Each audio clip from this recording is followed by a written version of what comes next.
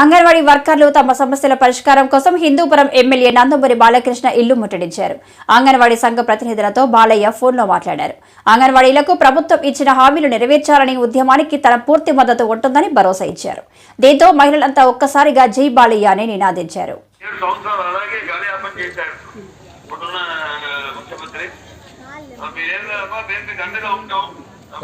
ఏదైతే మొదటి కూడా నాన్నగారి కూడా మహిళలకు ఆస్తులు సమానం చేయలేని లేదా మహిళలకు విశ్వవిద్యాలయం ఏర్పాటు చేయడం అయితేనేమి ఇలా ఎన్నో మహిళలకు స్థానిక ఎన్నికల్లో రిజర్వేషన్స్ ఎప్పుడు మహిళలకి అన్ని విషయాల్లో ప్రాముఖ్యత ఇచ్చుకుంటూ వచ్చింది తెలుగుదేశం పార్టీ అధికారంలో ఉన్నప్పుడు. తప్పకుండా మేము అండగా ఉంటాం. తప్పకుండా ఏముంది ఇంకా 2 నెలలు 3 నెలలు అయిపోయింది కానీ మీ విప్లవం మాత్రం మీరు ఆపద్దమ్మా.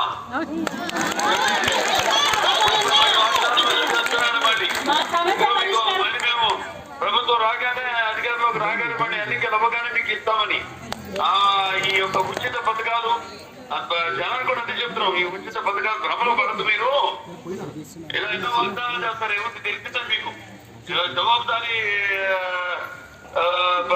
ప్రభుత్వం అంటే తెలుగుదేశం ప్రభుత్వం అధికారంలో ఉన్నప్పుడు ఎప్పుడు మాట ఇచ్చిన మా వాగ్దానాలన్నీ నిలబెట్టుకున్న పార్టీ తెలుగుదేశం పార్టీ అధికారంలో ఉన్నప్పుడు మీకు మేము తప్పకుండా అండగా ఉంటాం.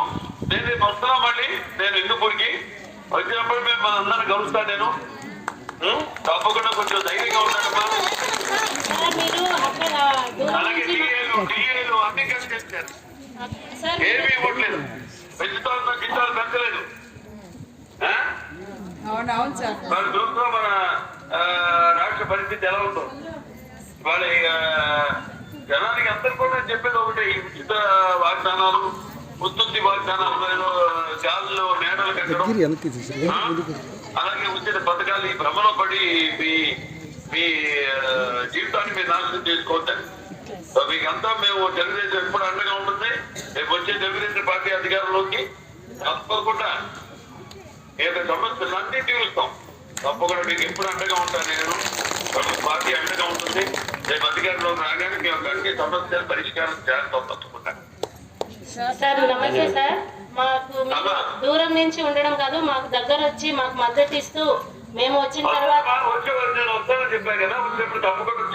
అదే సార్ అంటే మీరు వస్తే మాకు గ్రాట్యుటీ అమలు చేస్తారా లేదా కనీస వేతనం ఇస్తారా లేదా రిటైర్మెంట్ బెనిఫిట్ ఇస్తారా అది అంటే మీరు చేయబోయేది ఏమనేది ఒక మేనిఫెస్టోలో మాకు ఒక డిమాండ్ చేర్చండి సార్. అదే మీ నుంచి మేము కోరుకునేది. ఇంతమంది మహిళలు మీకు అంటే ప్రతిపక్షానికి అధికార పక్షానికి ఎంత అధికారం ఉందో ఈ రోజు ప్రధానంగా మీరు ప్రతిపక్షంలో ఉండి చంద్రబాబు నాయుడు గారి వియంకులుగా ఉన్న మా ఎమ్మెల్యే గారికి మీకు ఆ ముఖ్యమంత్రి దగ్గర పోయి చంద్రబాబు గారి దగ్గరకు వెళ్ళి మాట్లాడే అంత చనువు ఉంది కాబట్టి మేము ఈరోజు మీ నుంచి ఒక వాయిస్ అంగన్వాడీ సమస్యలు పరిష్కారం కావాలనేదే మా ఉద్దేశం. ఇంతమంది మహిళలు మీకోసం వచ్చాము. మా డిమాండ్స్ ని నెరవేరుస్తారన్న నమ్మకంతోనే ఈరోజు మహిళలందరూ కూడా మీ ఇంటికి వచ్చామన్నా మీరు మా దగ్గరకు వచ్చి మా సమస్యలు విని మాకు మద్దతు ఇవ్వాల్సిందిగా తెలియజేస్తున్నాము. హిందూపురం కార్యదర్శి అని.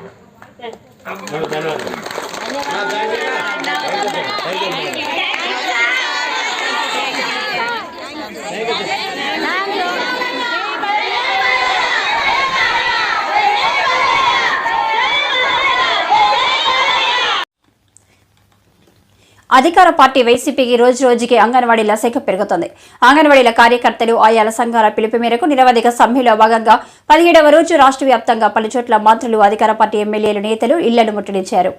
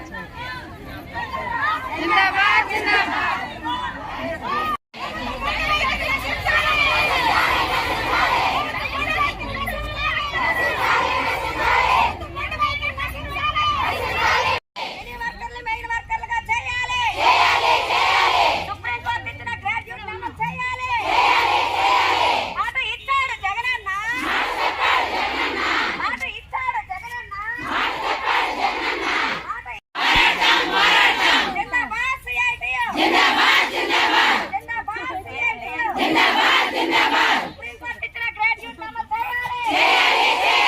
సుప్రీం కోర్టు ఇచ్చిన గ్రాడ్యుయేట్ అమలు చేయాలి.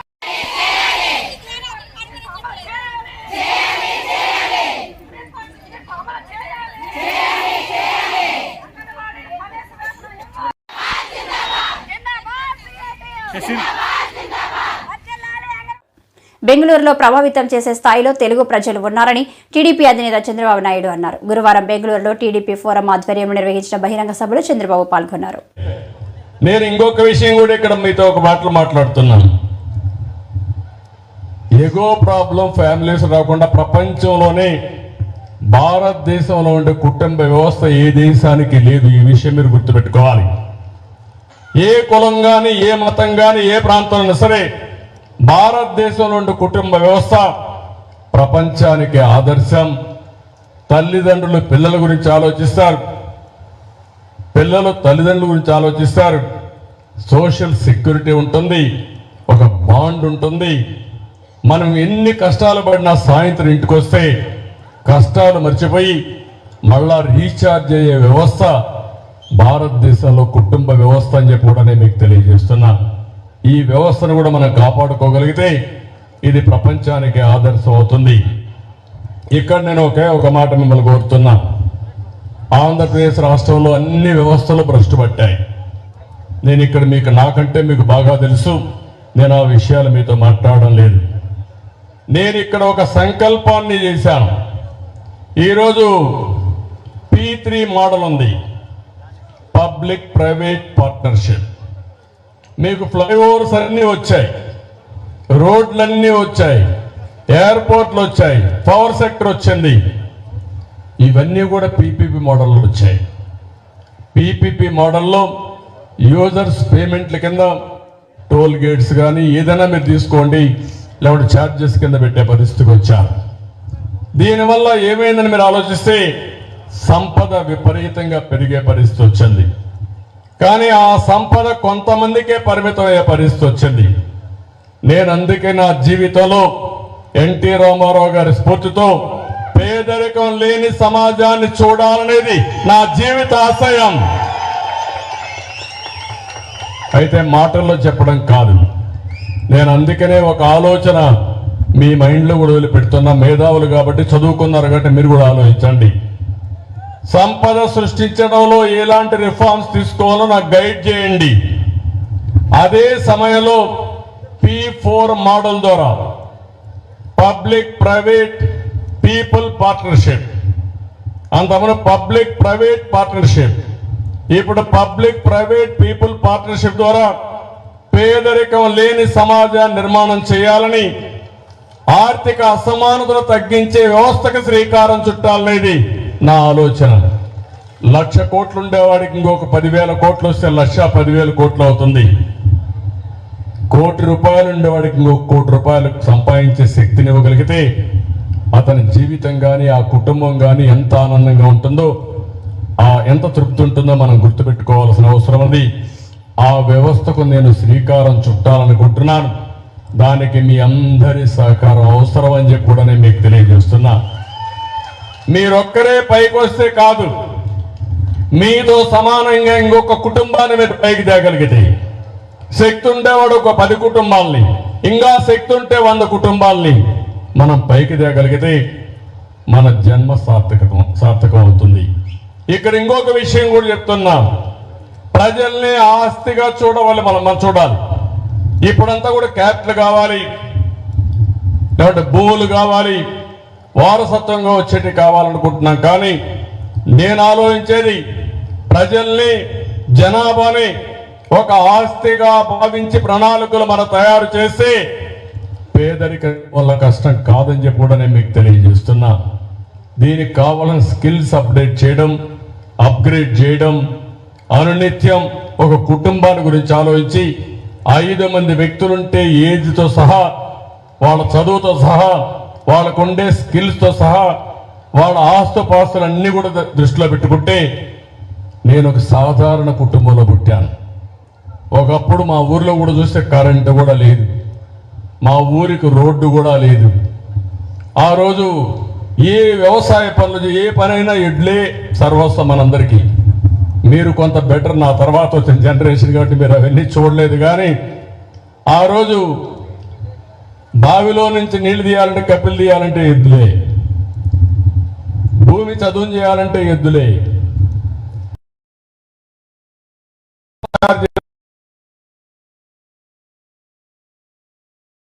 మనందరికీ మీరు కొంత బెటర్, నా తర్వాత వచ్చిన జనరేషన్ కాబట్టి మీరు అవన్నీ చూడలేదు. కానీ ధర్మానగర్ డాక్టర్ బిఆర్ అంబేద్కర్ గారి విగ్రహం ప్రారంభించిన కేకే రాజు. ఈ సందర్భంగా కేకే రాజు మాట్లాడుతూ బడుగు బలహీన వర్గాల అభివృద్ధి కోసం కృషి చేసిన వ్యక్తి డాక్టర్ బిఆర్ అంబేద్కర్ అని అన్నారు. మంచి కార్యక్రమానికి సభాధ్యక్షత వహించిన సోదరులు జగన్శెట్టి శ్రీనివాసరావు గారికి, ఈ కార్యక్రమానికి ముఖ్య అతిథిగా విచ్చేసిన సోదరులు విశాఖపట్నం నియోజకవర్గ మాజీ శాసనసభ్యులు సీనియర్ నాయకులు రైనా విజయ్ కుమార్ గారికి, విరోధంగా వైఎస్ఆర్ కాంగ్రెస్ పార్టీ సీనియర్ నాయకులు రాష్ట్ర కార్యదర్శి సోదరులు చొక్కా వెంకటరావు గారికి, డిప్యూటీ మేయర్ కట్టుమూడి సతీష్ గారికి, అన్నిటికంటే కూడా ముఖ్యంగా ప్రత్యేకంగా ఎవరు అంబేద్కర్ గారి విగ్రహం గురించి అడిగినా, దేవుడి విగ్రహం గురించి అడిగినా, ఎవరైనా అడిగింది కాదనకుండా ఒక దానుగుణాన్ని దాతృత్వాన్ని చాటుకుంటున్న ఈ విగ్రహ దాత సోదరుడు సంపంగి శ్రీనివాసరావు గారికి, అదేవిధంగా కళ్యాణరావు గారికి, బైప అరుణ్ కుమార్ గారికి, సోదరి గండిపం కామేశ్వరరావు గారికి, వేదిక మీద ఉన్న వెంకటరావు గారికి, సందీప్ గణపతి గారికి, సిద్ధార్థకి, మా సోదరులు deputy floor leader Allu Shankar వారికి, వేదిక మీద ఉన్న విశాఖపట్నం నియోజకవర్గం నుంచి వచ్చిన వివిధ వాటి నుంచి వచ్చిన సీనియర్ నాయకులకు, ముఖ్యంగా సిద్ధార్థ కాంతి యోజన ప్రయత్న సంఘం మండలి కార్యవర్గ సభ్యులకి, అందరికీ కూడా వివిధ ప్రాంతాల నుంచి వచ్చిన దళిత ముఖ్యమంత్రులందరూ కూడా ధన్యవాదాలు, నమస్కారాలు తెలియజేసుకుంటూ చాలా సంతోషం. ఎందుకంటే ఈరోజు మనం ఈరోజు చూస్తున్నాం, ప్రపంచ దేశాల్లో ఎన్నో దేశాల అంతర్యుద్ధాలు ప్రజాస్వామ్యం విచ్ఛిన్నమై ఈరోజు ప్రపంచ దేశాలు ఎన్నో దేశాలు వెలువలాడుతున్నాయి. ఈరోజు భారతదేశంలో ప్రజాస్వామ్యయుతంగా ఎన్నికలు జరగడం కానీ, ప్రజాస్వామ్యయుతంగా కానీ పరిపాలన సాగుతుందంటే దానికి కారణం కేవలం డాక్టర్ బాబాసాహెబ్ బిఆర్ అంబేద్కర్ గారు మనకు అందించిన పవిత్ర గ్రంథం రాజ్యాంగాలు మాత్రమే. మనందరికీ కూడా తెలుసు, ఒక పేద కుటుంబంలో, నేను ఎందుకంటే దళిత కుటుంబం అని ఎప్పుడు కూడా అన్నాం, ఒక పేద కుటుంబంలో 1891 ఏప్రిల్ 14వ తారీఖున డాక్టర్ బాబాసాహెబ్ బిఆర్ అంబేద్కర్, భీమ్రావ్ రామ్జీ అంబేద్కర్ గా ఆయన నామకరణం, ఎందుకంటే తండ్రి గారి పేరుకు మనందరికీ కూడా తెలుసు.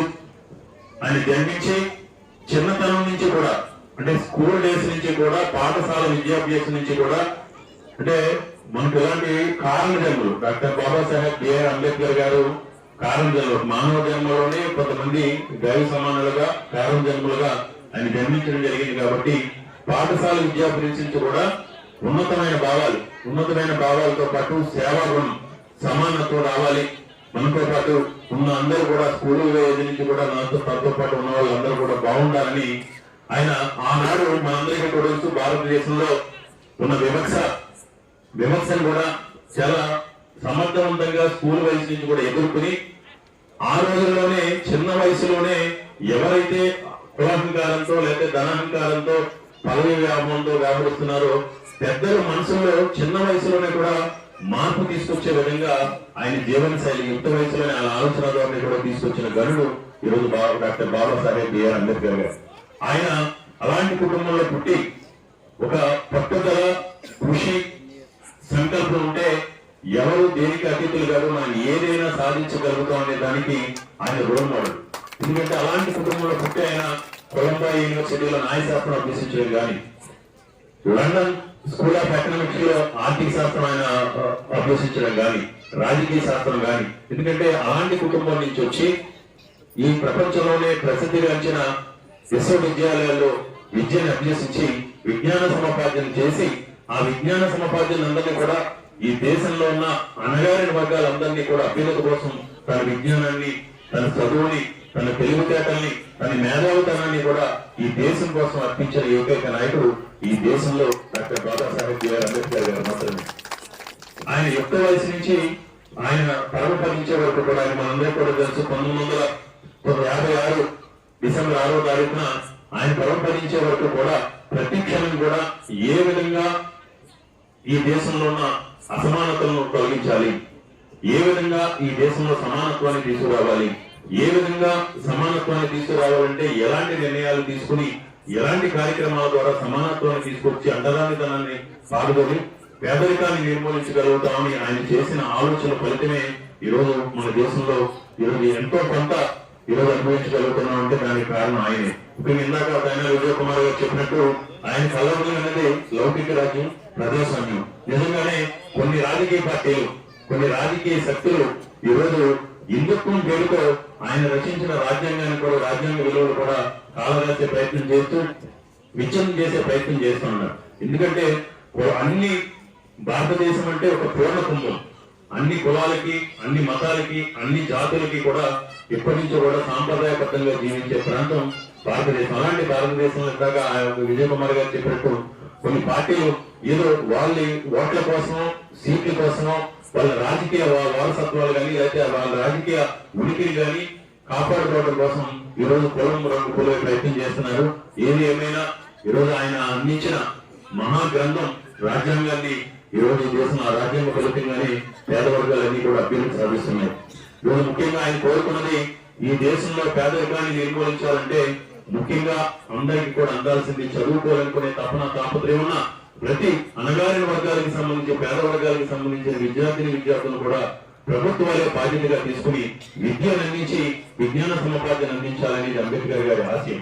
రెండోది, ఈ దేశంలో ఎవరైతే వెనుకబడిన వర్గాలు ఉన్నారో వాళ్ళకి ప్రభుత్వాలే బాధ్యత తీసుకుని ఆరోగ్య భద్రత కల్పించాలనేది కూడా ఆయన ఆలోచనలో ప్రధానమైనది. మూడోది, ఉపాధి విషయంలో కూడా ప్రతి ఒక్కరికి కూడా అణగారిన వర్గాల వారికి ఉపాధి కల్పించాలని ఆయన తపన పడటం జరిగింది. కాబట్టి ఈ సందర్భంగా మిమ్మల్ని అందరినీ కూడా విజ్ఞప్తి చేసేది, మనం ఇలా అంబేద్కర్ గారి విగ్రహాల ఓపెనింగ్ కో, లేకపోతే ఆయన జన్మదినం రోజో, లేకపోతే ఆయన వర్ధంతి రోజో ఆయన ఆశయాల గురించి, రాజ్యాంగం గురించి మాట్లాడుకోవడం కాకుండా చిత్తశుద్ధితో ఆయన ఆశయాల కోసం, ఆయన ఆలోచనలు అమలు చేయడం కోసం మనందరం కూడా ఈ రోజు కృషి చేయాల్సిన అవసరం ఉంది.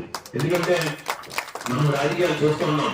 ఎన్నికల సమయంలో వాగ్దానాల్లోనో లేకపోతే మేనిఫెస్టోలోనో అంబేద్కర్ గారి గురించి, అంబేద్కర్ గారి ఆలోచనల గురించి, అంబేద్కర్ ఆశయాల గురించి మాట్లాడుతున్నారు తప్ప చిత్తశుద్ధితో, నిజాయితీతో ఎవరు కూడా ఆయన ఆలోచన ద్వారా ముందుకు తీసుకెళ్లిన పాపాలు పోలేదు. నాకు తెలిసి రాజకీయాలు ఇచ్చిన హామీలేమో 730, కానీ ఈ మోసపు నవరత్నాల బిల్లును ఇచ్చి మడిచిపెట్టుకోమన్నాడు జగన్. సీఎం జగన్ ఎన్నికల హామీలను నెరవేర్చడంలో విఫలమయ్యారని అచ్చెన్నాయుడు విమర్శించారు. రంజాన్ కానుకలు ఇచ్చాం, దాన్ని మంట కలిపాం. రుణమాఫీ ఇచ్చాం. ఈ రకంగా చెప్పుకుంటే చంద్రబాబు నాయుడు ఇచ్చినటువంటి 120 పథకాలని ఎత్తేసినటువంటి గనుడువు నువ్వని చెప్పి సందర్భంగా తెలియజేస్తున్నాను. మాట్లాడితే నా ఎస్సీ, నా బీసీ, నా మైనారిటీ, నా ఎస్టీ అంటావు. రాజ్యాంగబద్ధంగా ఈ వర్గాలకి అందవలసినటువంటి సప్లాన్ నిధులు ఇదేదో ఆషామాషిగా ఎవరో దయాక్షాణాలతో కాకుండా, ధర్మంతో కాకుండా రాజ్యాంగం ఇచ్చింది ఎస్సీ ఎస్టీలకి సప్లాన్ నిధులు. ఈ 4 సంవత్సరాలు 7 మాసాల్లో సప్లాన్ నిధులు ఒక్క పైసా ఎస్టీలకో, ఎస్సీలకో, బీసీలకో నువ్వు ఖర్చు పెట్టినటువంటి దాఖలాలు ఎక్కడైనా ఉంటే ధైర్యంగా వచ్చి చెప్పమని కోరుతున్నాను. చంద్రబాబు నాయుడు అధికారంలో ఉండేటప్పుడు విపరీతంగా ఉద్యోగ అవకాశాలు కల్పించాం. ఆ రోజు నువ్వు ప్రతి కాలేజీకి వెళ్ళావు, ప్రతి విద్యార్థి దగ్గరికి వెళ్ళావు. చంద్రబాబు నాయుడు గారు ఉద్యోగాలు ఇవ్వడం లేదు. ప్రభుత్వంలోనే 2,30,000 ఉద్యోగాలు ఖాళీగా ఉన్నాయి.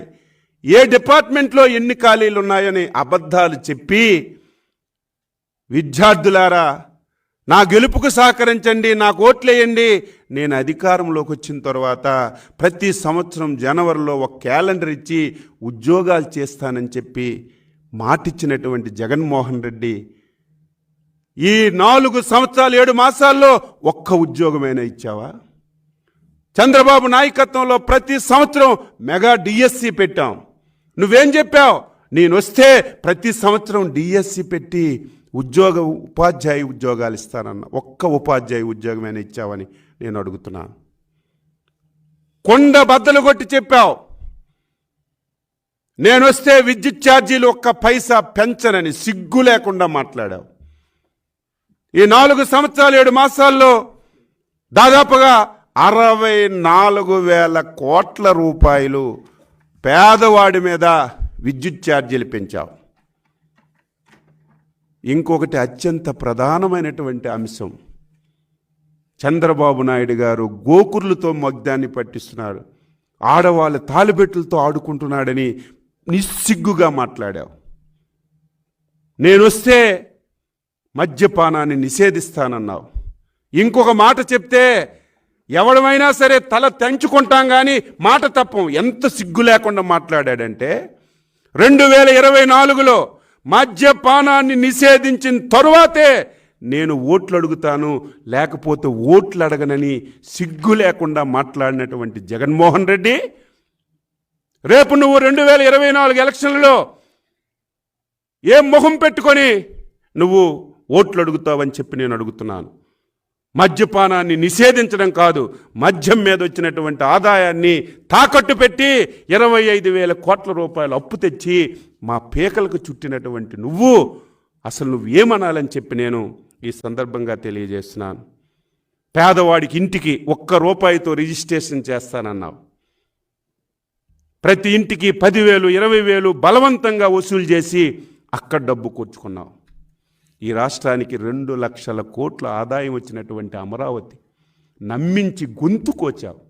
ఎంత యాక్షన్ చేసావంటే, చంద్రబాబు నాయుడికి ఇల్లు లేదు, నేను ఇక్కడే ఇల్లు కట్టుకుంటున్నాను, నా మీద తప్పుడు సమాచారం చంద్రబాబు నాయుడు గారు ఇస్తున్నారు, నేను అధికారంలోకి వస్తే అమరావతి మార్చేస్తానని తప్పుడు సమాచారం ఇచ్చి నన్ను ఇబ్బంది పెడుతున్నారని ఓకదంపుడు ఉపాసనాలు ఇచ్చినటువంటి జగన్మోహన్ రెడ్డి అమరావతి ఏం పాపం చేసింది? మొత్తం అమరావతిని ముంచేశావు. 1 పైసా పెట్టుబడి లేకుండా 34,000 ఎకరాలు ఇచ్చినటువంటి రైతుల్ని ముంచేసావని చెప్పి ఈ సందర్భంగా తెలియజేస్తున్నాను. పాపం అమాయకులు, ఉద్యోగ ఉపాధ్యాయులు, సిపిఎస్ రద్దంటే ఆ రోజే చెప్పాను, ఒంటి మీద చొక్కాలు తీసి ఎగిరెగిరి ఓట్లేసి గెలిపించినటువంటి ఉద్యోగ ఉపాధ్యాయులకి నన్ను నమ్మండి, అధికారంలోకి వస్తే వారం రోజుల్లో సిపిఎస్ రద్దు చేస్తానని చెప్పి ఎన్ని వారాలు అయ్యాయి జగన్మోహన్ రెడ్డి? ఎందుకు నువ్వు సిపిఎస్ రద్దు చేయలేదు? 125 వృత్తులకు చెందిన వాళ్ళు ఇసుక మీద ఆధారపడ్డారు. చంద్రబాబు నాయుడు ఉచితంగా ఇసుకిస్తే నేను అది కంటిన్యూ చేస్తాను, ఇంకా సమర్థవంతంగా నిర్వహిస్తానని చెప్పి మొత్తం ఇసుకంతా నీ గుప్పిట్లో పెట్టుకొని 1,000 కోట్ల రూపాయలు దోపిడీ చేసి 125 వృత్తులు లేకుండా భవన నిర్మాణ కార్మికులు నీ ఉసురు తగి చనిపోయారు. ఆ ఉసురంతా నీకే తగులుతుంది. దీనికి ఆన్సర్ చెప్పు. ఈ రకంగా 1 కాదు 2 కాదు మాట్లాడితే అమ్మఒడి అంటావు, 13,000 ఇస్తున్నావు. అదే కుటుంబం నుంచి నాన్న బుడ్డి పేరుతో 70,000 కొట్టేస్తున్నావు. ఇలా 1 కాదు 2 కాదు చెప్పుకుంటూ పోతే 85% హామీలు నెరవేర్చలేదు. ఆంధ్రప్రదేశ్ అంటే ఒక అందమైన ప్రదేశ్, ఆంధ్రప్రదేశ్ అంటే ఒక అభివృద్ధి చెందినటువంటి ప్రదేశ్, ఆంధ్రప్రదేశ్ అంటే ఢిల్లీకి గౌరవప్రదమైనటువంటి రాష్ట్రం. ఆంధ్రప్రదేశ్ పేరు అందరూ చంద్రబాబు నాయుడు పేరు చెప్తే దేశ విదేశాల్లో చెల్యూటు కొట్టినటువంటి పరిస్థితి.